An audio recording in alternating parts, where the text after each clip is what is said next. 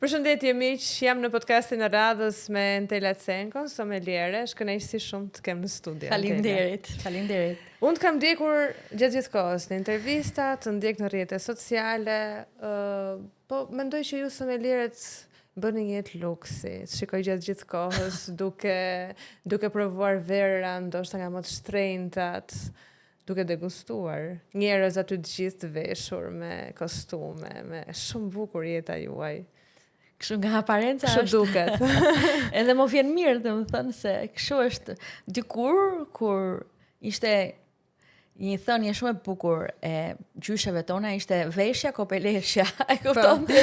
Puna e kësaj është kur shihet edhe po brenda pastaj kur hapet çdo gjë një derë tjetër, ka vështirësitë e veta sigurisht. Ne komunikimin e parë bashkë kemi pasur dhe unë të falenderoj shumë për ftesën.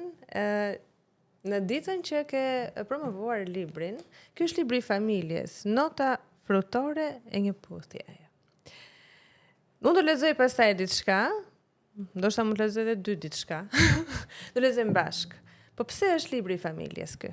Familja unë quaj dhe Verën, sepse Vera është qenia ime.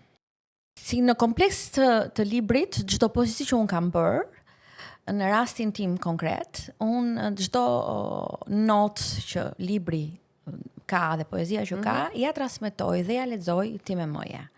Që ajo vetëm më dëgjon dhe më shikon sepse nuk flet dhe ka këto problemet e saj. Dhe në aprovimin e syve të saj, që çdo poezi unë i lexoja, sepse unë nuk është se kam vetëm këto poezi që kam botuar, kam dhe disa poezi të tjera që nuk i kam botuar, por që do i botosh. Do t'i botoj. Më thënë, aprovimet e para kanë qenë për këto poezi. Dhe kjo është ajo që unë e kam një lidhje shumë të fortë në lidhje me ti me më, familja. Pastaj rrënjët, që është babai që nuk jeton, vllai me familjen, janë të gjithë të përfshirë dhe poezit kanë edhe për familjen. Duke qenë se unë jam një sommeliere dhe jam një vlerësuese për verat në botë, doja që ky libër do të përkthehet në dy gjuhë, italisht dhe anglisht, të shkonte edhe më tej.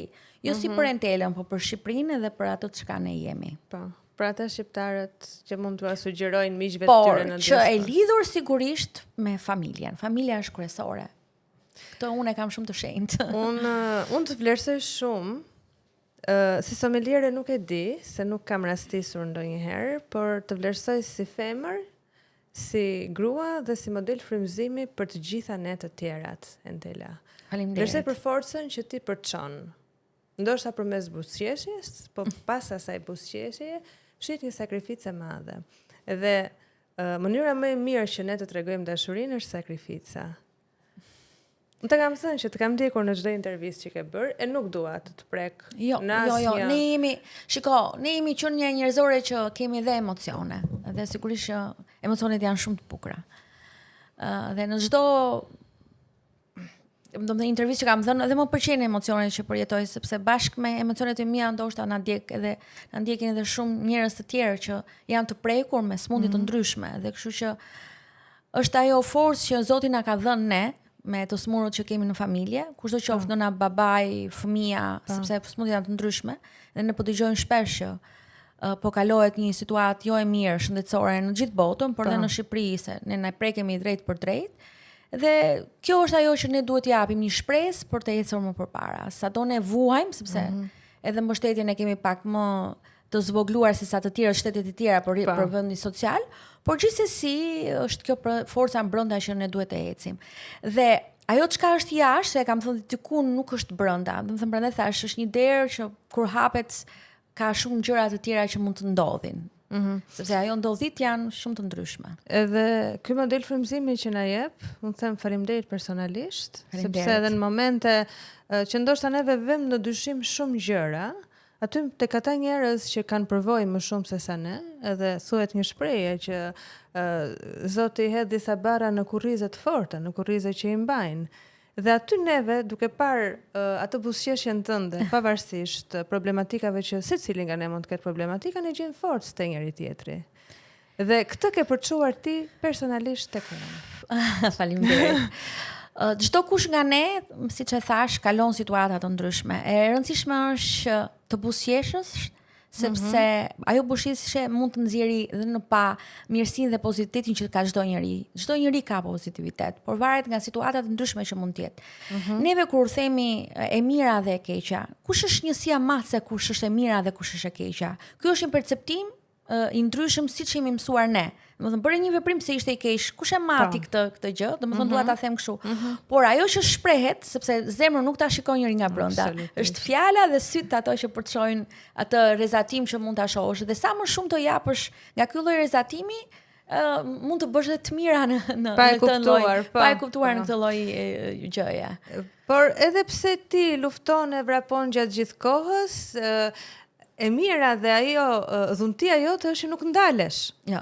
Tani do më thuash se çfarë bën Entela, e kam fjalën tek ana akademike ku po thellohesh më shumë, cilat janë, e di që po bën shumë prandaj, cilat janë ato gjërat që ti do arrish. Jo që ke dëshirë, se që ke dëshirë, okay, po do t'i arrish se... Atë do t'a arrish se s'bën. Ja, a shikon? Di që po e tha, do t'a bëj patjetër. Kur filloi vargu i sëmundjes time mëje, më thënë gjërat u vështirësuan shumë, unë nuk isha e përgatitur, sepse një gjë të ti kam kaluar dhe me ty e matë, dhe i matë ka ndruar jetë nga një sëmundje shumë e keqe, por shumë e veçantë, një në 10 milion njerëz e kishin. Dhe i ra, fati, ti. Por dhe nëna, do me thonë kjo, dhe fillova të bëja një studim kërkimor, pse janë në smundja, janë genetike, apo si janë genetike, pse fillon degradimi i trurit, fillova pyetje tek vetja. Kush janë indikatorët më kryesorë për ne? Do me thonë, aty ku jetojmë, është mjedisi, sepse ne jetojmë stili jetës, sepse ne kemi një stil jetës shumë të stresues, sigurisht në Shqipëri. Ushqimi, që është një nga faktorët kryesorë, produktet ushqimore, dhe këtu i mblodha të gjitha bashkë dhe thash, po filloj diçka ndryshe. Mbarova një master shkencor dhe me një kërkim më ka ndihmuar shumë ana akademike e smundjeve dhe mjekësia, Universiteti Mjekësor këtu për të bërë dhe kërkimet dhe tashmë kam marrë kuotat për në Rom për të filluar studimet akademike më të larta, me doktoraturën për smundjen neurologjike dhe ushqimin. Duke qenë se e kisha shumë të vështirë, doja ta bëja në Shqipëri, por në është e pamundur ta realizoj. Dhe kështu që u zgjodha për në Itali. Ke gjetë një pikë të përbashkët të dy atyre specialiteteve, diçka që ty të ndodhi pa e ditur, dhe diçka që ti e ke ndjekur gjatë gjithë kohës, që është pjesa e... Dhe atë që duhet t'jap si mesazh është unë nuk dua të ndihmoj vetëm ti me më.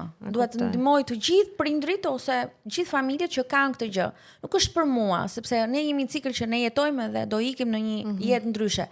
Çdo gjë duhet lënë, siç na e kanë lënë dhe të parët tanë. Dhe unë nuk dua se të lej emrin Entela, po ky kërkim ndoshta është mirë, sepse edhe produktet nuk kanë siguri, edhe kanë problematika. Jemi shumë me probleme si botë.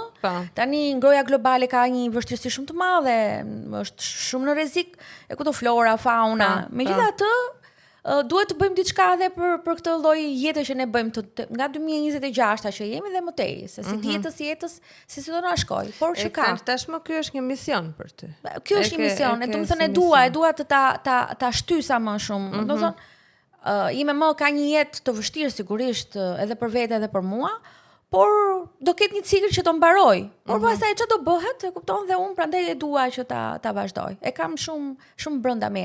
Diçka që më thret. Se thret fikse është e thirrja që ti duhet ta bësh këtë. Ndoshta tani se për arsye ekonomike nuk mund ta vazhdoj vajtja ardhje se kam këtë ciklin, por duke parë dhe duke bërë do ta vazhdoj dhe doktoraturën. Kështu si kundër ke zgjedhur edhe studimin që do bësh me këto kombinimet që janë shumë të bukura, ashtu ke bërë dhe librin me kombinime. Libri është sa lumë sa këto kësaj unë si shumë kombinime të bukur. Ver, fiks unë gjej veten aty. Unë thjesht edhe një piano do duaj. Ver, poezi edhe miq të mirë. Një qetësi, domethënë çfarë do njeriu më shumë? Njet, ti e ke sjell këtë kombinimin kaq bukur. A ditën takim si ja kaluat ju? U kënaqet se pash sa foto që faktikisht ka do jem në takimin tjetër patjetër. Ajo ka qenë e dyta, jo më të vendosa sepse ishte dita e nënës time, ditëlindja. Kurse marsin e kisha zgjedhur për shkak të familjes, sepse shumë persona familje kanë ditëlindjen në mars, edhe i matë ka pasur në mars. Kam djalin e vllajt tashmë që është në mars dhe dua edhe ka emrin e babait, edhe kështu që i mblodha muajt edhe bëra diçka ndryshe. Dhe libri ka rezultuar mirë, I suksesshëm, mirë, po shkon mirë. Tashi unë do bëj një kështu, do shohim se çfarë zgjedhje do bëj unë. Sa do më pëlqente një poezi që t'ua lexoje kështu me timbrin tënd. Do ta lexoj. Faleminderit. Bulëza e jetës. Është që të kuptohemi. Unë mund të kem lexuar poezi në rrjete sociale. Nëse ti të kesh hedhur, unë I kam lexuar e sigurt. Në profilin tënd kam parë poezi. Ja kam lexuar, por nuk e dija është kjo. Se mbaj mund. Në dritën e pasdites, verë në gota shkëlqen. Freskia fton buzëqeshje, e çdo kujtim rilind sërish. Bulëza ngjiten si yje të vegjël, qeshin në ajër, si miqt që nuk plaken kurrë. Shoqëria, melodia më e ëmbël. Çdo gotë troket me zemrën plot. Çdo flat ndjej premtimin e gëzimit. Në çdo frym, aromën e verës që bashkon shpirtin. E nata vjen me ritmin e saj të lehtë. Muzika përzihet me të qeshura të vërteta. Edhe unë mendoj, jeta është kjo. Freski, bulza, dashuri dhe shoqëri pafund. Ishte fiks në momentin e duhur, ajo që po kërkoja. Ç'a thash më përpara? Sa e bukur, Fantastike. Fantastike. Faleminderit. Nuk e di, e dua poezin tënde, dua më lexosh ti diçka? Si mendon? Po. Ta gjejmë kështu. E gjej unë. Po. Është kjo. Sa bukur kështu, mister. Wow. Kjo është kurth I ëmbël. Më pëlqen. Mik I shtrenjtë. Ç'më ke kurdisur në atë tryez, në kurthin tënd rash, me dëshirë e pa ankesë. Ti me xhakete spile, me flok të shpëpsorisur, fjalët e kota jashtë I lam, si të marrosur. Me ato gjeste, me ato provokime të holla, humba të ruan tundimin portat ja qela. Si nota lulesh e frutash që era I mblodhi, në detin e frymëzimit tënd, unë ngatrova. Në kurthin tënd mik, ku verën mamore, u rrëzova për dhe. Krejt e durzuar, atë aromën të dehur, që s'kisha pranë. Në gjumin tim të shqetësuar, e kisha undëruar. Se pas asaj shishe jep shej një ndjenjë, që priste çastin, si zjarr në errësirë. Më zgjoi nga gjumi dhe më la pas një shenjë. Përveç shije së verës e të qenit të lirë. Ashtu, e kupton domethënë çan vetet në fund. Ishte një ëndër. Është dashuri. Po, ndoshta kam nevojë, ndoshta edhe ndonjëherë që të jem pak më e qetë, sepse kam edhe emocione sigurisht. Por kurthi është gjithmonë. Përpara librit tënd të vetojmë që kam unë më shumë emocione. është e bukur, kombinuar bukur. Prandaj qetësi. Prandaj kur më pyetën se çfarë e ka përmbajtjen, I thash janë për të gjithë. Këtu do ta gjejmë veten çdo kush dhe nëse do ta lexosh një herë, do ta rilexosh përsëri sepse ka një perceptim ndryshe si librat e romanet që çdo kush formon në atë lloj formën dhe kjo ajo ka. Domethënë këtë kurthin e kupton ju e ndjeni ndryshe, unë e ndjej ndryshe dhe prandaj edhe nga momenti se si është shkruar. Pastaj ti thonë që librin nuk e shkruan autori, librin e shkruan vetë libri. Mënyra se si ti ndihesh kur ke fletën përpara. Gjithmonë nuk e kam mendjen aty tek ajo pjesë. Jam një fraksion sekonde. Shpinë kam të mbushur me shishe, nuk pi vetëm asnjëherë, po ka raste që ka një gjë që më pret dhe më thret. Më pret diçka dhe se kuptoj se ku është më humb kështu dhe direkt shkoj marr një gotë verë. Dhe në momentin që unë marr një gotë verë, të frymëzon. Shikoj ti me më në sy dhe filloj një frymëzim, po e kam fraksion sekonde. Domethënë nuk është se mendohem. Pa. E kërkon, e di që është aty. Dhe kam edhe një gjë tjetër, që një nga muzat e mia janë edhe momentet. Që do të thotë, nëse ju jeni në një moment duke pirë një gotë verë në plazh, në mal, unë e kam si muzë këtë pjesë dhe e marr si peizazh dhe formoj një poezi siç e shoh unë në mendjen time. Kur kam parë piktorë të ndryshëm, sigurisht Van Goghu është ai që më ka lënë shumë mbresa, jo, për gjithë atë gjë që ka shprehur në mendjen e tij, sepse kur ka shkuar në Francë, ka pikturuar vreshta, domethënë është një nga ato. Dhe një nga gjërat tjera që unë kur shkoj në Londër dhe shkoj në galerinë dhe shikoj gaforën, se jam dhe gaforja, dhe aq u lumturova, se thash ky është Van Goghu. E kupton çfarë shenjë që ka lënë në gjitha gjërat. Dhe ndoshta janë disa copza jete që kur je rritur me një frym arti, me muzikën, me librin, me historinë, sepse ne kemi pasur një gjë shumë bukur me një letërsi ruse që ne kemi pasur të detyruar, për Dostojevskin, Tolstojin, Çehovin. Mbledh disa copsa të jetës dhe në këtë libër për shembull unë mund të kem dhe disa nga jeta ime. Që pa dashje më dalin në vargje, është pa dashje, domethënë, sepse janë këto copza dhe kjo është e bukura e çdo gjëje që shkruan. E çdo shkrimtari që shkruan një roman, se i kemi shumë shqiptarë që shkruajnë, por dhe unë si një poete shumë e vogël, se jam shumë e vogël tashmë në të shkruajtur, e kam të botë. Ti e vogël, po futesh kështu në për shpirtrat e njerëzve. Por jo që e kam edhe libri i dytë që do jetë edhe i dyti dhe i treti më pas, sepse do jetë në vazhdimsi.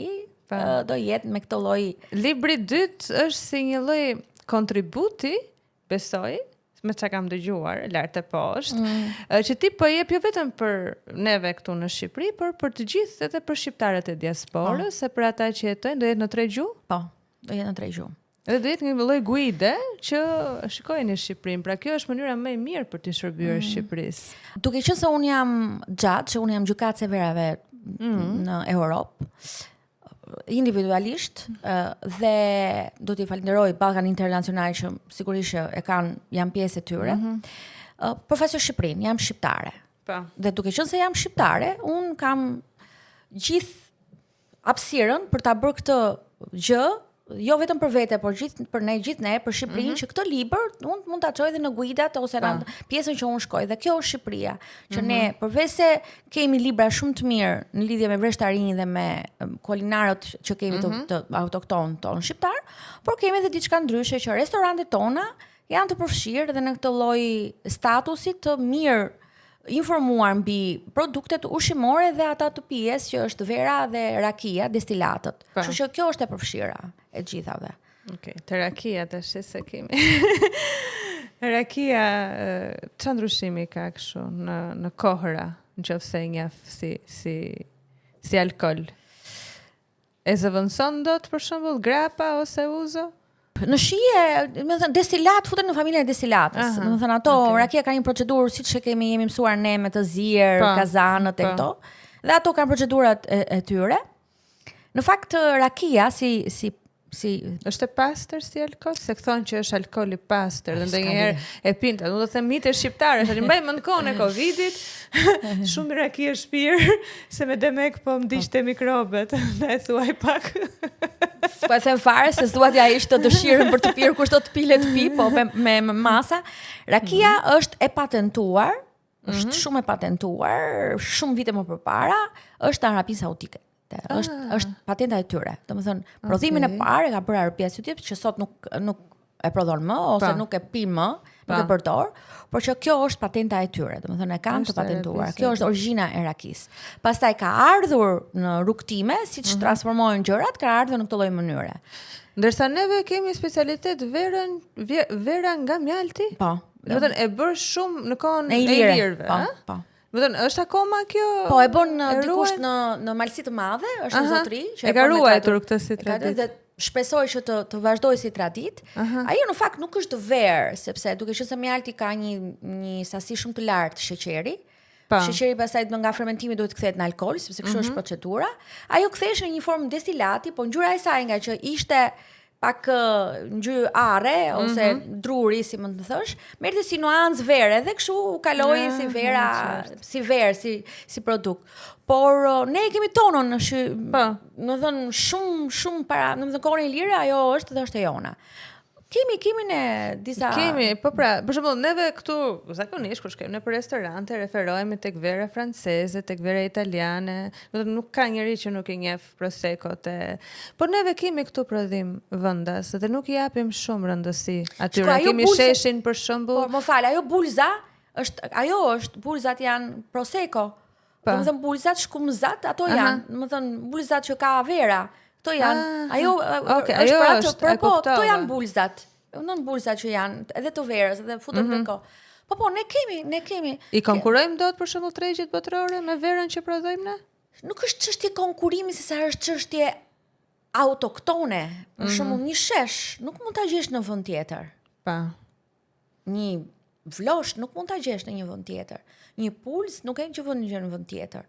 Për kallmetin kanë thënë jo po i ngjan kësajt, jo po i ngjan jo, a do ne e pasur 100% është e jona. Ne kemi pasur dhe kemi disa varietete që po rikthehen dhe shpresoj që të jenë shumë shpejt. Është bërë një studim më së fundmi për 300 kultivar që kemi ne, domethënë që kemi pasur dhe të rikthehen në bankat e Zvicrës, se janë atje mbi 3000 kultivar shqiptar që janë të ndryshme, të shpresojmë që neve t'i kalojmë dhe pse mos ne të dalim dhe në konkurime për të qenë ne, domethënë në pjesën e tonë siç jemi.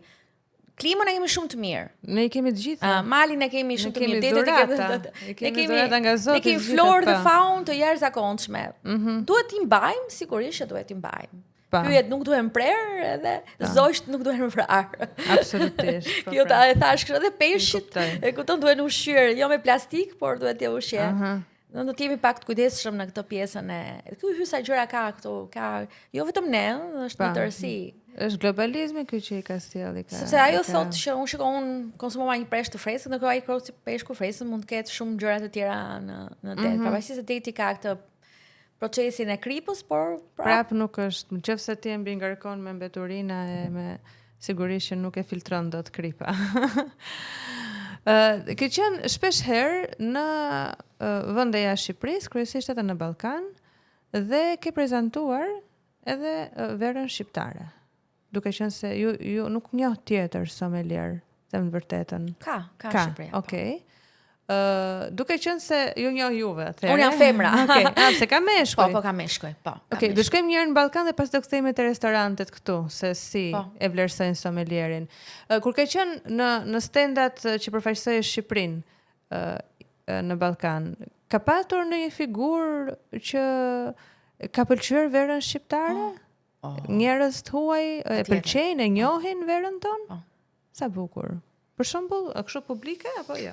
E ke parasysh që bëhet këtu në Shqipëri që vinë gjithë kryesorët nga gjithë bota, që bëhet në formë takimi, samiti. Që bëhet, jo samiti, po që bëhet G99 ose të tjera që bëhet. Dhe kur shtrohen drekat, edhe darkat, shtrohen me verë shqiptare, edhe me produkt shqiptar, dhe mblidhen gjithë shefat që janë të Shqipërisë dhe gatuajnë për këta kryesorët e Europës, janë lider të gjithë shteteve që mund të vinë dhe konsumojnë produkt shqiptar dhe verë shqiptare. Kështu që verën shqiptare kanë provuar të gjithë. Edhe në stenda vinë të gjithë përfaqësuesit e vendeve, për shembull kryetari i bashkisë ose kryeministri, siç janë, do të thonë të strukturuara dhe si e kanë protokollin për të ndjekur dhe sigurisht që i kanë provuar verën shqiptare. Dhe kemi marrë vlerësime, neve marrim çdo vit vlerësime të shumë të mira për verën shqiptare. Do të thonë kur them vlerësime, të gjithë gjykatësit e verave kanë konsideruar një kantinë që është në Kavaj tashmë, e pash që kishte marrë 98 pikë. Por 98 pikë nuk është shumë lart. Gjykatësit e verave sa më pëlqen kjo shprehje. Gjykatës verë, nëse një verë nuk është aq në nivelin e duhur, si gjykoni? Duhet hequr nga tregu? Jo. Çfarë do të thotë gjykatës verë? Si më kaq të rreth. Nuk javi mas pikë. Nuk i jepni pikët. Okej. Restorantet shqiptare, sigurisht që është rritur shërbimi, njerëzit, pronarët janë më të ndërgjegjësuar për rolin e sommelierit, kam përshtypjen. Juve si e shikoni tregun? A ka gjasa që në vazhdim të jetë më i dukshëm roli juaj? Po, patjetër. Në vazhdim. Po. Me rritjen e turizmit, duke qenë se me rritjen e turizmit ka kërkesë më të lartë, e kam fjalën për turizmin elitar. Turizmi elitar. Se nuk e shoh kaq shumë këtë pjesën elitare, se shikoj tani turizmin se kush vjen, si është gjithë struktura. Pak më parë kam folur edhe me një nga vendet që do bëj një event dhe këtë po diskutonim, sepse shikojnë një ngërç në lidhje me turistët, nuk shpenzojnë në restorante, marrin Airbnb ose shkojnë për vila, shtëpi, apartamente. Nuk është kjo elitarja. Tirana i mbledh, sepse Tirana është kryeqyteti dhe sigurisht që i ka. Megjithatë, neve kemi bërë një ndryshim dhe do bëjmë. Duhet të jetë një sommelier, patjetër që duhet të jetë në këto vendet që janë më të rëndësishme, një restorant shqiptar që ka një formulë të shkëlqyer që pret klient në drekë dhe në darkë, sigurisht që vera ka një komponent kryesor në tavolinat e tyre, duhet të jetë sommelieri, ose një person që është shumë i informuar mbi verat. Nivelet e larta e kanë të detyrueshëm ta kenë sommelierin, të detyrueshëm sepse do të kenë, dhe sommelieri është niveli më i lartë i restorantit. Domethënë është me shefin pak më lart me pjesën e shefit, të shefit të kuzhinës, sepse është informues për çdo pjatë që ka dhe çdo verë që ka. Dhe përgjegjësia më e madhe se është drejt për drejt me klientin. Është në shitje. Unë tani kam një kërkesë. Kemi vende neve kështu të këtij niveli këtu në Po, është një vend këtu që është një djalë që ka bërë, është goxha mirë, që bën edhe formim, ka dhe një pjesë kursesh, formime për pjesën e shërbimit edhe ka funksionuar, po. Pastaj është një super sommelier që ka 2 lokale të veta dhe ai është i veti lokali, janë të vetat, dhe ai e bën formën e vet. Që unë zgjedh të pi verë, do t'i them të emrat të këtyre restoranteve që vërtet më pëlqen, është nuk e di Te Vena, ka qenë një vend. Te Vena pra po tani për Fationi. Për Fationi po them. Unë aty, do të thjesht i njoh kështu si emra dhe aty shpesh, domethënë kam shkuar ose kur marr, kanë vera që nuk mund të gjej dot në vende të tjera, se janë të lidhur me Italinë, më duket. Edhe ai është vendi i preferuar. Fationi është shumë përgatitur. Edhe ushqimet i kanë shumë të mira, e bëjnë sa. Po i bëj reklam falas, mos ka gjë. Po do shkojmë në një ditë bashkë, do ikim. Dhe aty shoh që bëjnë edhe degustime. Shumë. Edhe aty shpesh herë kur shikoj ato storyt atyre të çmendëm. Unë e dua verën, nuk e di pse. E dua më ngjit shumë si e kam shumë mik Fationin, e njoh shumë vite më parë. Dhe tani jemi kështu, ai djalë, unë vajzë, domethënë këto dhe bëjmë edhe evente të bashkë, Domethënë, e kur kemi qenë që kemi parë vajsu Shqipërinë, kemi qenë dhe bashkë, kemi një komunikim shumë të mirë me njëri tjetrin. Ato janë një grup djemsh që kanë edhe një tavolinë të tyre që çdo njëherë në 2 javë mblidhen me meshkujt dhe tani ndonjëherë i futem dhe unë si femër që shkojmë te këtë tavolinën tonë të përbashkët. Nuk vijnë njerëz të jashtëm, është këtë tavolina e mbyllur. Po kështu që unë njoh të gjithë dhe kështu që degustojmë. Megjithatë ka ndryshuar kjo e pira e verës, të pirit verë ka ndryshuar si koncept në Shqipëri dhe më pëlqen. Dhe unë do t'i lutesha të gjithëve që të provojnë dhe të shijojnë një verë shqiptare, sepse është shumë e rëndësishme. Jo se do t'i lejnë të huajt, po unë jam brenda ambasadore e një super kantine në Itali, domethënë që është nënshkruar në Shqipëri. Ajo është një nga më të mirat e botës. Dhe unë jam Antinori, Markezi Antinori. Dhe unë me atë jam institucioni që kam dhe pjesa e punës. Dhe shikoj, po e dua Shqipen, e dua verën shqiptare, e dua, pavarësisht se ka të tjera, po e dua. Është kështu si botë tjetër kjo bota e verave. Futesha po. Këtë stafi e din, unë se kam thënë asnjëherë as publikisht as kështu, po unë them, nëse unë një ditë do kem mundësi, unë do hap një vinotek. Vërtet? Po, edhe e dua kështu edhe një ambient shumë të qetë, të ketë pak, ke parasysh atë ngjyrën e drurit. Një piano, ku të kështu imagjinoj unë, e manifestoj her pas here. Po te piano nuk është se kur pi verë nuk e do shumë piano. Nuk e di pse ti do shkosh më shumë te një muzikë jazz, sepse jazzi do shkonte shumë më shumë. Por dhe piano do ishte element alla unë. Jo, nuk është alla. Jo. Po është e bukur, mua më pëlqen, është e bukur, po megjithatë, unë them që do ta bësh. Manifestoje dhe do ta bësh. Duhet bërë kjo, se është ajo gjëja që thërret ndonjëherë, ambient me miq, disa miq kam tash miq ti kam, vetëm vinoteka më mungon. Që ke si puna ime se do kështu jam. E hapim bashk, po, e bukur do ishte. Dhe imagjino pak, ata duke pirë verë, edhe pastaj Fationa duke lexuar një poezi me këtë timbrin tënd të bukur me zërin tënd. Filmojmë pastaj me radio marketing. Dhe pastaj të gjitha kështu. Sa bukur. E pa çdo njeriu. Sikur një herë në javë një takim ashtu, është eksplodje. Prandaj dhe unë i bëj organizimet një herë në javë që Stina që mbledh më shumë njerëz që kanë përshtypjen. Unë jam vet njeri maj, por nuk kam lidhje fare me pranverën. Thënë, i dua lulet. por që unë veten time e shoh në tetor-nëntor. Do të ashtu janë të gjithë se dorën çik do të mblidhesh të kesh pak Po kështu. pra, ajo më pëlqen ai sfondi me ato gjethet e Megjithatë, ajo Sestina e Verës nuk i mbledh, sepse duke qenë se është vap edhe e nxehta, kërkon një verë të bardhë, të freskët, të mirë dhe një Dona Luce për shembull. Nuk e dua fare atë verën. Vërtet? Jo. Se ka 4 varietete që nuk më hyn fare. Vërtet? Jo, nuk më pëlqen, jo. Jo, E bardha unë atë po Pinoti, ku diun se çan. Pinoti po, Pinot Grigio po, Bianco, kështu. Do të Fiano, Fiano Marmelino. Ke mirë qënke. I dua. Unë i dua për të pirë, jo për të gustuar. Po ti Shiko, unë pi gotën e parë dhe pastaj më duken të gjitha një lloj. Po mirë, në këtë tavolinë faktikisht ne do na duhej një gotë verë, se kështu do shkonte më shumë se sa një Ja ujë. kemi ujë lehtiza. Sa mirë Kemi kjo. shplar, po është fantastike. Tani do flasim pak te çmimi i verave. Po. Tani ne këtu jetojmë, kemi dëgjuar dhe lajme, kemi dëgjuar për shishe shumë euro, disa më të lira, disa më të shtrenjta. Çfarë bën një verë të shtrenjtë? Dhe nëse unë dua të bëj dhuratë një shishe verë, për shembull nëse unë do kisha ardhur për vizitë, të kisha bërë një shishe verë, ku diun, si Timoresco për shembull, nuk e di. A do ta kisha gjetur shihen si ta përshtatastim verën, çmimin dhe personit të cilin dua t'i adhurojmë? Shumë e bukur kjo pyetje. E bukur.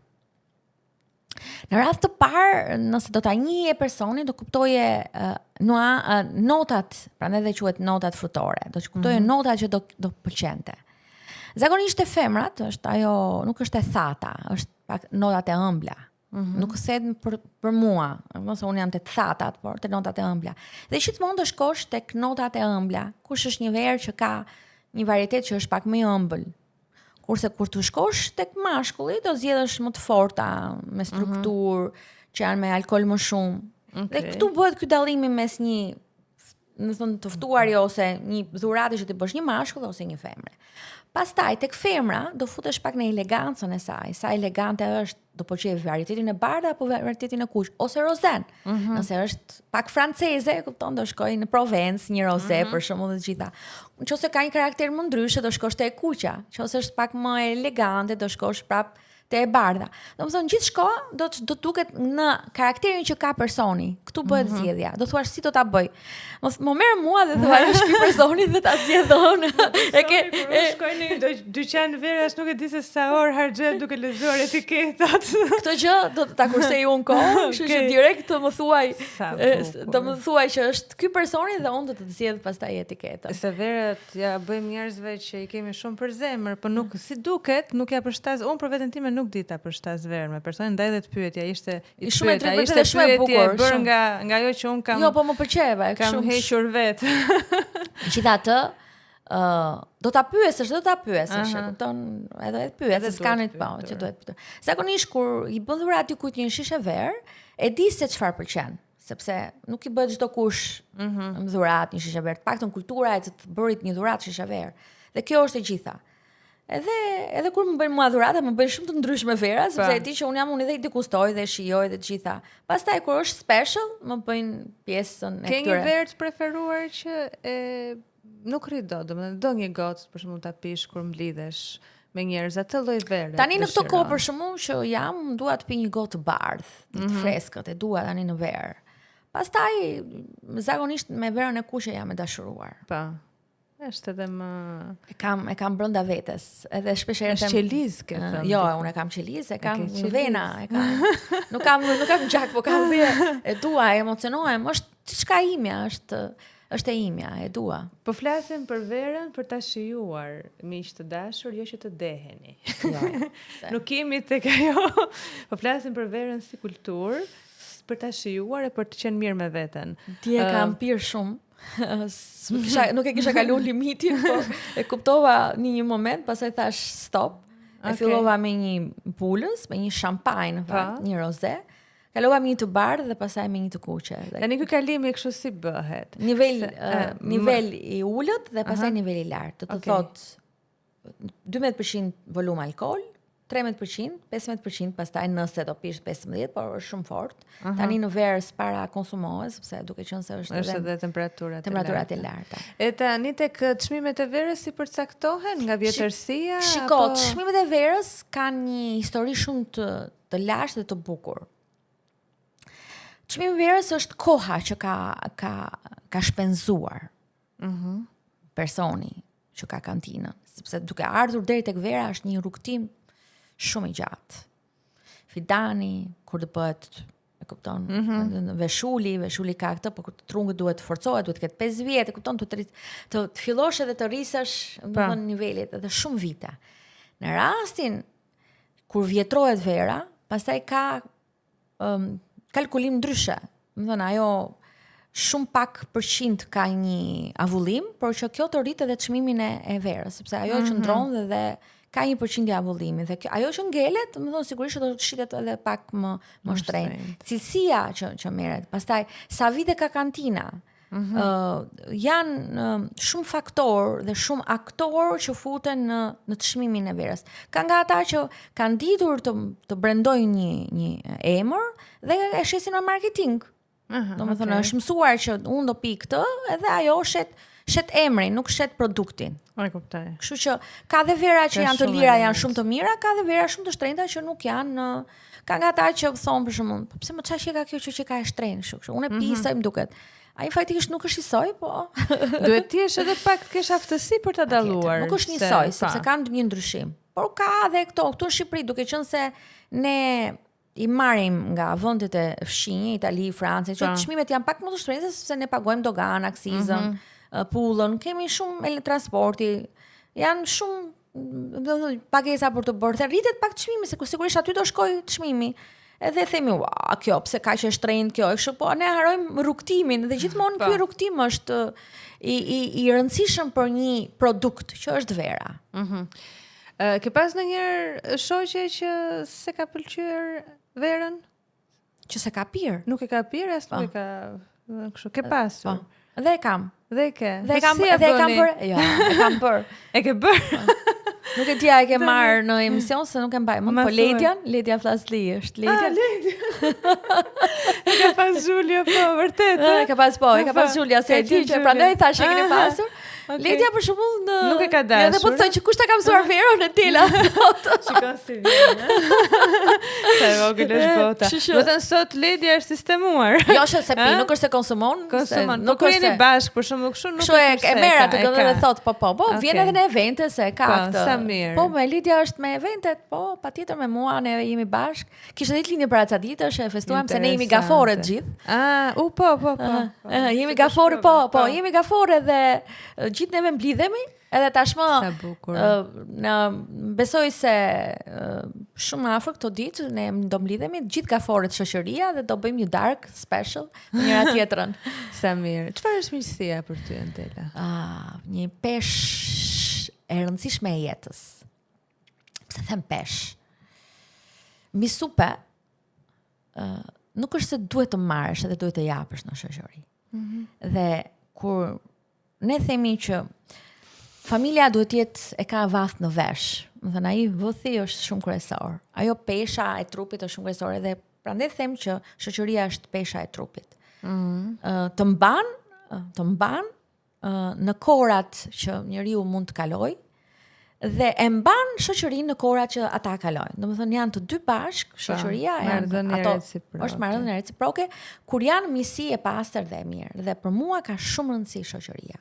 Sot në gjithë rrugtimin tim tashmon që kam për shkak të asaj që unë ti me më, unë jam shumë me fat që kam një shoqëri shumë të mirë. Dhe vërtet kam një shoqëri shumë të mirë. Dhe këtë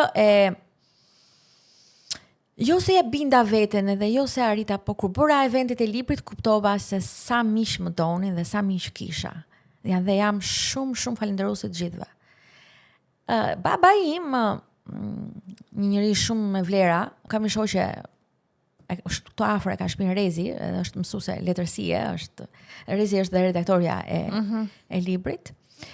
Dhe kur më merrte Rezi në telefon, Dhe unë ikja leja çdo gjë në shtëpi dhe I thonte me vjollcë se mami e la shtëpinë, do që shtëpinë kjo iku pas shoqërisë. Iku se e dinte që ishte për mua, prandaj tash shpesha më e rëndë dhe e mbaj në kurrizë me shumë dëshirë dhe nuk do bëja dot pa misin dhe pa shoqërinë. E dua me jetën time, domethënë e dua. Nuk bëj dot pa to. Sa bukur. Nuk bëj dot. Më ke futur kështu në atë vibe-in tënd, në atë botën tënde. Energji. Edhe po është energji. E dua. Po zakonisht është edhe ajo që neve përcjellim tek të tjerët, ata shohin tek ty atë që nuk e kanë gjetur diku tjetër. Është plotson njëri tjetrin, duket ndonjëherë sikur shoqëria është si puzzle-i. Si një puzzle që secili jep atë pjesën e vet dhe bëhet figura e plot. Po është e bukur se ndoshta vitet ne jemi të gjithë se jeta është shumë e shpejtë, shumë e vështirë. Ndoshta nuk flasim, nuk takohemi, por është një moment kur ne takohemi dhe kemi lënë po aty, vazhdon biseda aty po e kemi. Unë kam një shok për shembull që ka ikur në Kanada, Letjo, dhe aty I ndodhi fatkeqësi që erdhi kështu, por ishte po njësoj, domethënë unë ndonja me të ula, qava, qesha dhe ishte njësoj sikur ne ishim para 10 viteve bashkë. Domethënë kjo është ajo që është shumë e bukur dhe e dua këtë misi, e dua shumë, e dua. Bekuar qofshin miqt. Amen, o Zot. Kudo janë edhe I urojmë gjithë shëndet. Tani një tjetër detaj që unë e kam shkruar, se ti flet më mbaj shënime Entela, e kupton? 6 vjeçe. Parfumi. Dashuri tjetër. Tani ti me Nuhatin duket që ke marrëdhënien shumë të mirë, e ke dhënë ti këtë pjesën e Nuhatis. Ç'ne një fëmijë 6 vjeç të krijojë një parfum? Kur shikojmë besën tim me Lean, që është 6 vjeç dhe sa kjo unë kam arritur të bëj, edhe ajo shumë e zgjuar është. Jam rritur në një shtëpi me lule. Me 2 gjyshe me origjina të ndryshme që dashuronin ushqimin, produktet. Xhaxhain e kam pasur enolog, Verat. Okay. Domethënë kam agronomin, enolog, ishte bota. Okay. Ekspert I pyjeve dhe kullotave, xhaim, pastaj nuk jeton më, që nga 2019. Një gjyshe kuzhinjere, domethënë nga këto pjesët. Dhe karafili, trëndafili. Tek gjysha e mamit që I kishim në pazar të rik, neve trëndafilat I bënim lëng. Po. Petale dhe sot që ato. Dhe si gjithë dhe tani e bëhet në disa familje. Pije freskët. Dhe ajo kur pijeshe kishte atë aromën. Dhe shikoja, mami im, lulja ime, lyeshe me një kolojnë atere që unë e përqeja. Dhe her pas here e mira fshehur dhe ja harxhoja.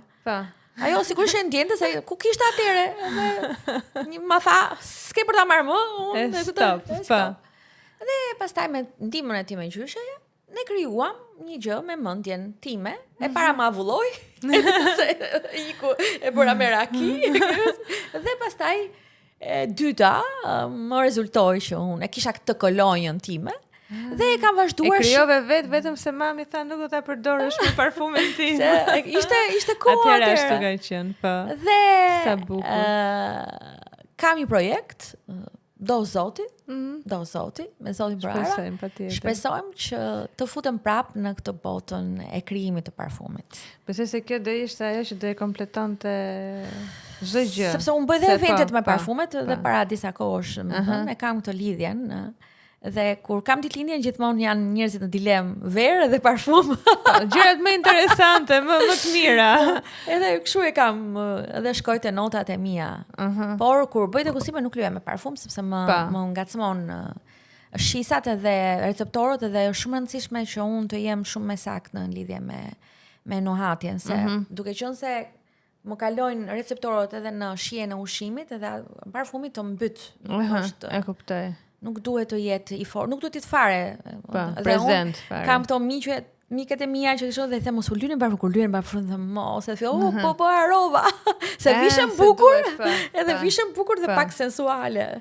Po kështu, është shumë më e bukur. Parfumi është pak personal, siç edhe Vera. Por tani ka shkuar trendi kështu këto aromat shpërthyese shumë të forta, por parfumi ka kohën e vet edhe për tu hedhur. Po, është periudha kam përshtypjen. Është me periudha. Ndodh që një parfum të kujton një periudhë kohe. Nuk e di pse. Kemi qenë vogla, siç ke ti historinë me parfumin që ke krijuar vet. Un kam histori, kam qenë e vogël dhe kanë qenë ca parfume, nëse do quheshin kështu, me ngjyra, ne e blinte mami, quheshin bum bum Alicia. Po. Nëse unë sot do e kisha një aromë të tillë, unë do e lidh se s'bën me kohën kur e përdorja. Për plani ka lënë shenjë. Aroma le shenjë, është ajo që le shenjë. Çdo etapë të jetës, dhe nostalgjia që po identifikohet. Po se çik kënga, për shembull, ato periudhë, në ato lëshën ti ke dëgjuar këto X këngëtar. E kupton dhe ti kujton ato këngë, se kështu kthehet. Edhe ushqimet për shembull. Është shumë e çuditshme. Me të gurabie, e kuptoni që është të vogla dhe tani kur ha thon, kur i kam ngrënë, kur kam qenë fëmijë, çdo gjë kujton dhe ka etapat e jetës që ke kaluar. Dhe kur ne shikojmë ëndra, këto janë përzierjet. Përzierjet, që përzim atë që ne jetojmë dhe atë që kemi jetuar. Gjurmët që janë. Është gjurmë që janë lënë. Jeta pa pendes. Do gjej një poezi tjetër. Do ta lexoj?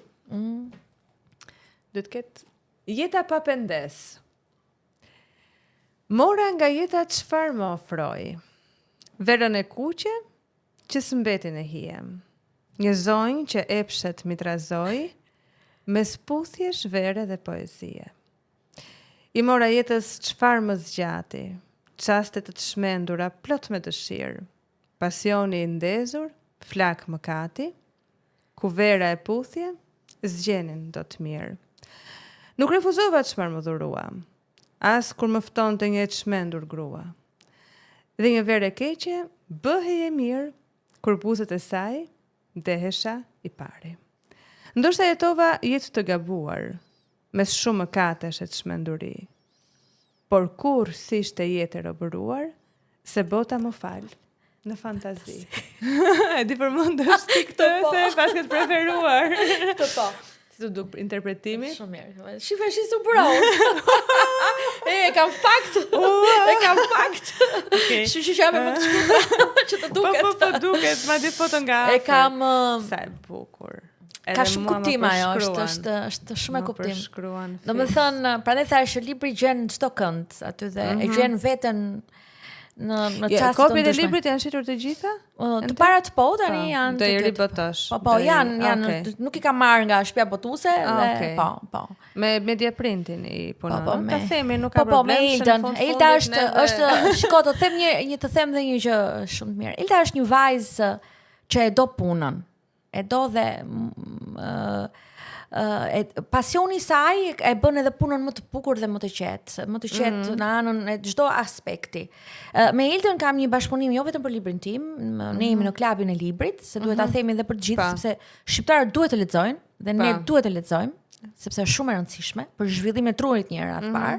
Dhe me Ilden bashkëpunojnë shumë shkrimtar dhe kur të thash pak më parë që Flutra Açka, domethënë bën një promovim shumë të madh të një libri, kështu që gjithë shkrimtarët dhe autorët të ndryshëm me media pritin që kanë një bashkëpunim, unë jam bashkë me to dhe ne bëjmë një event, provim e librit edhe verë. Domethënë jemi futur bashkë, duke u futur në një botë shumë të bukur të artit. Kjo është e ndërthurja. Si organizoni? Me Ilden. Ilda për shembull bën merrni një ambient ose keni një ambient? Po jo, te biblioteka kombëtare ose tek Akademia e Shkencave ose te Shtëpia e Gjetheve, sepse ka gjëra Shqipëria dhe Tirana ka vende shumë ka dhe shumë.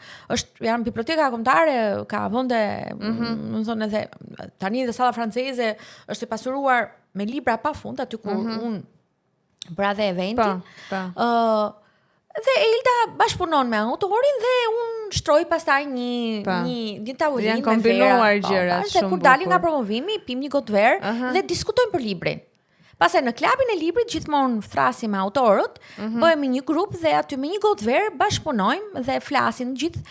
Prap flasim për librin më të detajuar, ato që e kanë lexuar. Domethënë ka të ndryshëm për të pasuruar dhe pak me dijen e librit, se s'ka rëndësi se si ajo për shembull bëm një promovim të ai është edhe përkthyes edhe shkrimtar. Kafe Mona Lisa, është një histori e një djali që ka marruar, për shembull po ta them, ka marruar artet, nuk është fut në punë, fut në një lokal, mori lokalin pas më qira dhe gjithë jeta e tij dhe rrugtimi i tij shumë ndërthur. Unë e lexova këtë libër dhe e përshkruaja shumë me kujdes sepse e doja dhe autori po shumë e bukur sepse aty gjon veten. Kështu që ta sugjeroj. Ja, ç'a po bëj. Ja, prandaj, mirë po e shkruar, ë? Po e mbaj shumë. Më ke shliruar me këto pyetje se edhe unë ndjem shumë mirë, është kështu shprehem kështu. Ne do jemi bisede lirë për çefin ton. Po jo. Kështu që kjo na karakterizon neve. Tash jemi larguar nga ato dritat e televizioneve, jo rrit drejt, rrit kështu, kujdes posturën. Ne jemi mirë. Bëjmë këtë muhabetin për çefin. Edhe në televizione që shkoj, jo jam shumë, jam vetja. Po pra, se gjithmonë jam unë personalisht ato të ftuarit që kam pasur, kështu i kam zgjedh me shumë kujdes, se ndoshta është ai vibe që dua ta mbaj gjithmonë konstant. Edhe të propozoj, bravo se e ke arritur në mënyrën më perfekte. Në përpjekjet vazhdueshme. Po ja sa bukur është. Këtu është krijuar Entela një lloj mozaiku ku secili nga ata të ftuarit ka të veçantinë e vet. Po ndjesia ka një emërues të përbashkët, domethënë mirësia, njerëzoria, dashuria, humania, domethënë sa mirë që kemi njerëz. Unë këtë dua të jap tek publiku. Që ka akoma njerëz të profesionistë shumë të mirë që duan vendin. Patjetër. Dhe kështu. Shumë mirë. Të falenderoj shumë që erdhe. Faleminderit shumë. Edhe suksese. Do shihemi sërish. Patjetër. Të kam dhënë fjalën. Do ftosh, unë dash fjalën që do vi të do ftosh patjetër, s'ke kush. Po shikoj ti mund të vish të paftuar se. Okej, ja, më mirë privilegj. Kështu që tek libri tjetër ose tek një event që do bësh tani në shtator. Ma prezanto pak këtë eventin se do të bëjmë një promovim të një libri shumë të mirë edhe të zonjës Plutra Haçka, dhe kështu që do jenë personalitete, edhe nga Hollanda, sepse ajo tashmë jeton në Hollandë. Dhe do jetë një diçka shumë e rëndësishme, bashkëpunim me Media Printin, domethënë jemi të treja bashk që jemi në këtë lloj gjë. Dhe sigurisht duhet të vish. Po jo vetëm, me gjithë ekipin. Faleminderit shumë. E shikon sa bukur? Tash na bëre qefin të gjithëve. Entel, shumë faleminderit dhe do shihemi dhe të lutem vazhdoje këtë energjinë mos të ndal hapin. Faleminderit shumë. Shumë faleminderit. Ka qenë ky podcast i përgatitur sot. Fakt ishte komplet i pa përgatitur, ishte shumë spontan dhe do shihemi sërish në podcastin e radhës.